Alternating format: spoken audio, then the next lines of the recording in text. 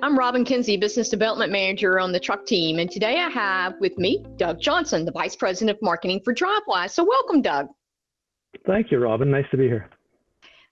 So let's begin with who is Drivewyze and what do you guys do? So Drivewyze is a way station bypass service. We're actually the largest way station bypass service in North America. We operate in the largest footprint of states and provinces, and we're software-based, which means that we're integrated directly into the Geotab Drive Hours of Service application, which means that Geotab customers can access a way station bypass program right on the in-cab devices they're already using the software and the screens that the drivers are used to, without having to add additional hardware, screens, or transponders. We also offer a safety service on top of the Drivewyze bypass service. And so we help drivers stay safe by proactively coaching them when they're approaching a tight curve to slow down, or when they're approaching a steep grade in a mountain corridor they may be unfamiliar with, to pull over, check their brakes, or if they're heading into a low bridge, we'll pop up and tell them to avoid bridge strikes. So we also keep drivers safe. We help them find safe places to park. So a number of in-cab alerts, driver messaging really that happens in real time, that proactively coaches the driver to do some positive behavior.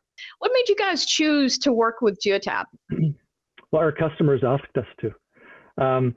Geotab is really widely distributed, and it's a very popular hours of service ELD solution. So more and more customers came and asked us to integrate. I mean, you can run Drivewyze as a standalone application on an Android platform. But the way it works best is when it's integrated into an hours of service application, because what it means is that a driver climbs into the cab, logs into the HOS for the day. That triggers Drivewyze to run. The driver doesn't have to hit a separate button. They don't have to set anything up. It's just there and it's running and it's in the background.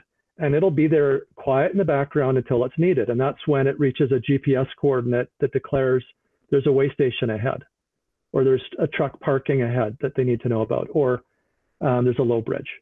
So that's the great thing, is that if it's up to the driver, then you've got to train the driver on launching. The driver's got to remember to launch.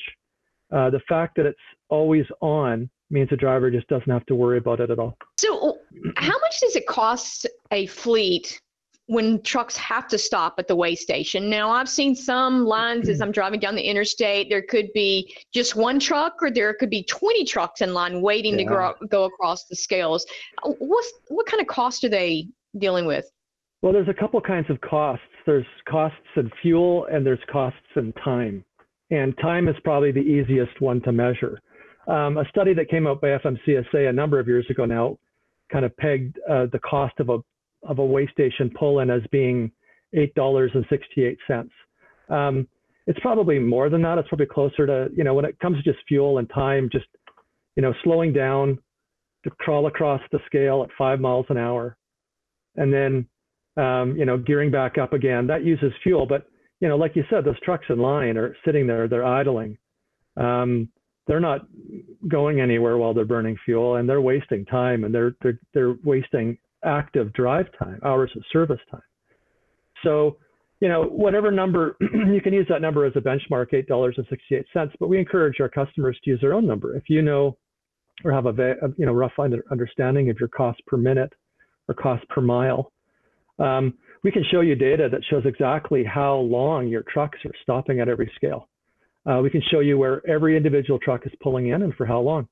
And then you can use that to determine whether or not you'd be better off and calculate your ROI.